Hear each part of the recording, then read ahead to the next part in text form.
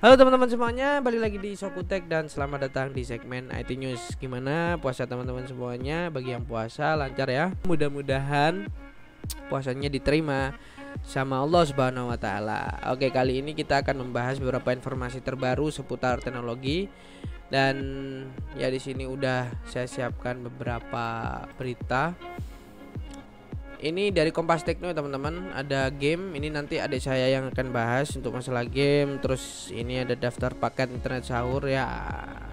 Ini yang menarik adalah Telegram di sini juga menyiapkan fitur grup video call. Ini biasanya terkait dengan pandemik COVID-19 itu beberapa sosial media sekarang berlomba-lomba untuk membuat sebuah grup video call. Dari WhatsApp yang pertama 4 menjadi 8 sekarang, terus kemudian banyak yang lainnya. Jadi kemarin Facebook juga membuat sebuah fitur grup video call juga. Ada juga dari Telkomsel untuk grup video call. Jadi semuanya berlomba-lomba untuk membuat grup video call. Termasuk raksasa internet yaitu Google dengan Google Meets-nya yang semula itu nggak pernah dipakai, sekarang rame lagi dipakai. Terus di sini apalagi yang menarik, gelang pintar Realme Band resmi masuk Indonesia. Ya teman-teman bisa baca sendiri ya. Nah, ada informasi yang menarik di sini itu dari WCCF Tech teman-teman.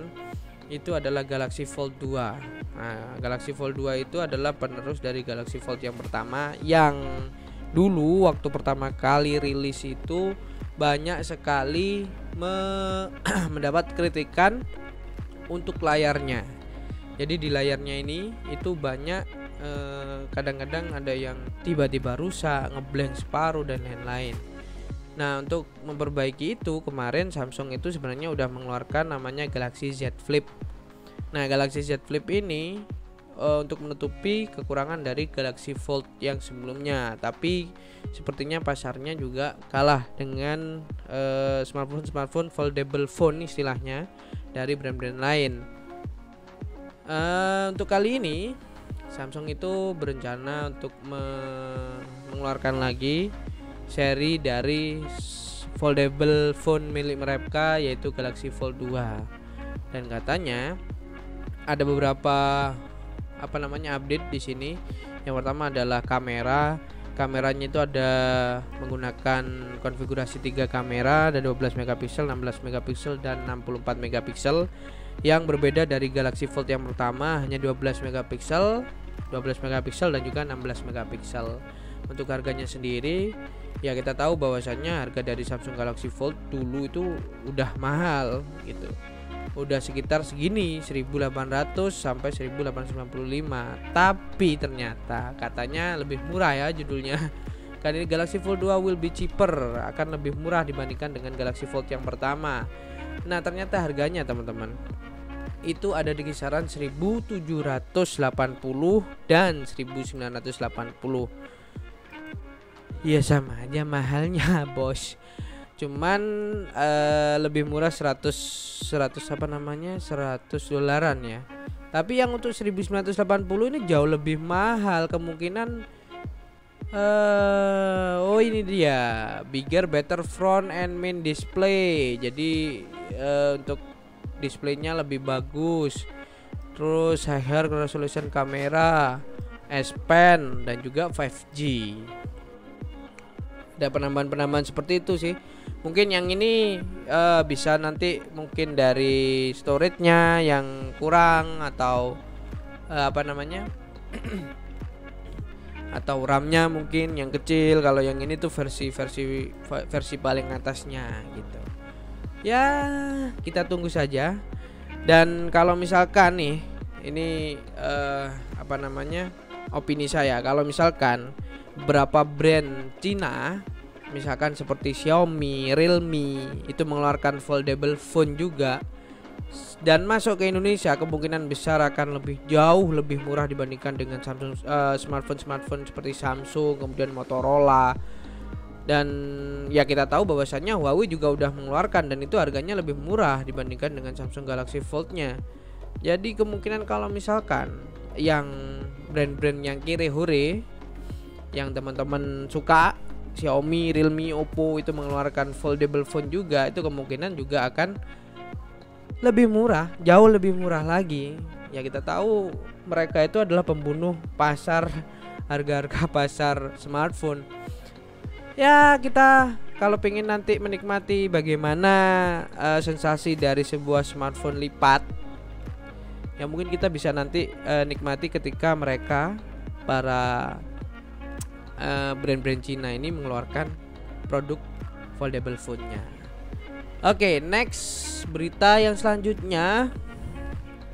Sebentar. Oh, ini ada kabar dari HOOQ, teman-teman. HOOQ ini sebenarnya layanan video streaming gitu kayak Netflix dan lain-lain. Cuman ini ada kabar bahwasannya HOOQ itu akan tutup layanan di Indonesia 30 April. Wow. Wow. Ini kemarin kayaknya kalau nggak salah HOOQ ini juga menyediakan layanan gratis ya untuk mendukung program pemerintah WFH, work from home. Tapi ada kabar bahwasanya 30 April mendatang HOOQ akan menutup layanannya. Ini kenapa kok bisa? Ya, bentar, kita akan lihat dikarenakan para pemegang saham HOOQ sudah melakukan pengajuan likuidasi di Singapura. Oke. Iya, efek dari corona juga sih sebenarnya. Beberapa investor, beberapa pemilik saham itu udah mulai menarik saham-saham mereka di Indonesia ya teman-teman.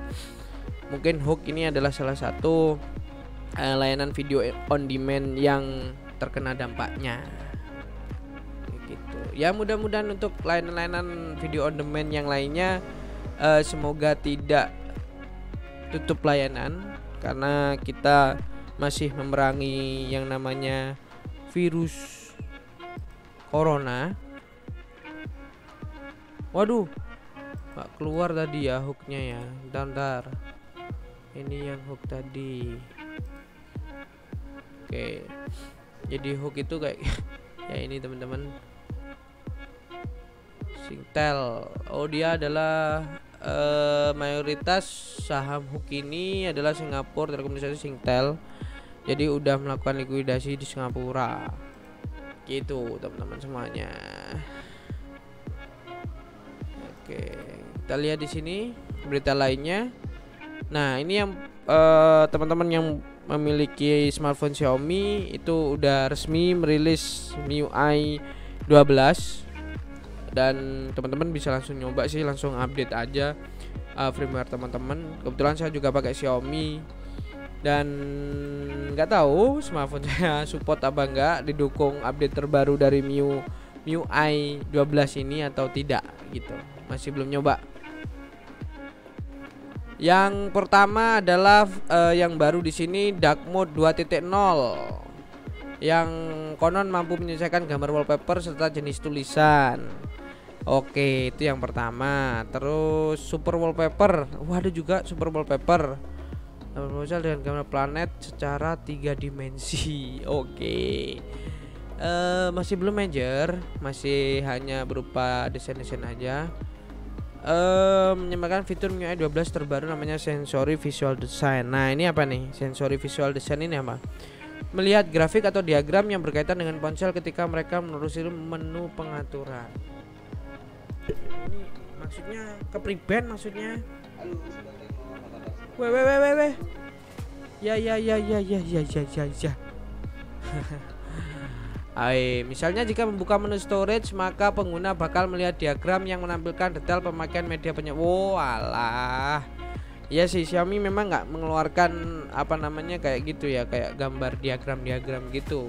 Hanya berupa tulisan bahwasanya storage-nya tinggal sekian, kemudian ininya tinggal sekian kayak gitu. Hanya tulisan bukan diagram bentuknya. Nah, ini udah diperbarui dengan menu yang tadi itu. Terus ada AI calling yang bisa menjawab panggilan telepon secara otomatis dengan beragam bahasa. Serius? Nanti nggak bisa. Ya dicoba aja nanti ya. Ada PIP, picture in picture, over the air. Nah, ini adalah beberapa smartphone Xiaomi yang bisa untuk mendapatkan MIUI 12. untuk Mi Series, Mi 10, Mi 10 Pro, Mi 10 Yacht Edition, Mi 99. Untuk K series ini K30, K20 itu bisa langsung. Untuk Mi Mix series hanya Mi Mix 3 dan Mi Mix 2S. Ada CC9 ini kayaknya nggak masuk semuanya di Indonesia ya. Xiaomi Mi 8.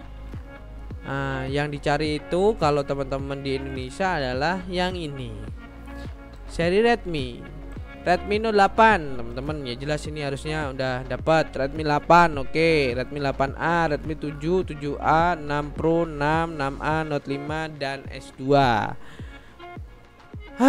Untuk yang teman-teman misalkan nggak ada di sini, ya selamat menikmati MIUI versi yang lama. Oke teman-teman, kayaknya cukup segitu ya untuk informasi teknologinya yang sekarang untuk hari ini. Bentar. Wah, ini satu lagi. Startup Cina bikin kacamata pendeteksi gejala COVID. Wah, ini luar biasa ini. Ini yang dicari-cari sebenarnya. Oke. Berbagai upaya dari aspek sosial, medis hingga teknologi telah digerakkan demi memberantas penyebaran virus corona. Salah satu diantaranya adalah penggunaan thermal scanner. Oke, thermal scanner yang nembak terus keluar suhu dan lain-lain. Nah, ternyata kerjanya itu dari kerja dasarnya itu dari thermal scanner, teman-teman. Jadi di sini mendeteksi suhu tubuh kerap digunakan untuk mengetahui apakah orang berusaha mendengar demam atau tidak. Jadi thermal scannernya ini dipasangkan di sebuah kacamata oleh perusahaan yang namanya Rocket. Nah, ini berbasis AI atau Artificial Intelligence. Yang nantinya di kacamata tersebut akan muncul suhu tubuh manusia yang kita lihat. Nama kacamatanya itu adalah TI apa? T1 apa T1 ya? T1. Direktur Rocket Langguan menyebut bahwa T1 ditenagai chipset Qualcomm serta kamera beresolusi 12 megapiksel. Kacamata ini diklaim mampu mendeteksi suhu tubuh hingga 200 orang dalam kurun waktu 2 menit dalam radius jangkauan 3 meter.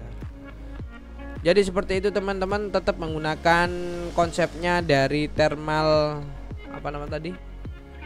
scanner, tapi ini ditanamkan di sebuah kacamata. Ya, kalau lihat dari fungsinya oke, berfungsi, cuman siapa yang mau make gitu. Apalagi harganya misalkan lebih mahal gitu. Ya nggak apa-apa, yang penting ada usaha lah dari para startup ya teman-teman, kita hargai. Dan saya kira cukup segitu untuk informasi kali ini.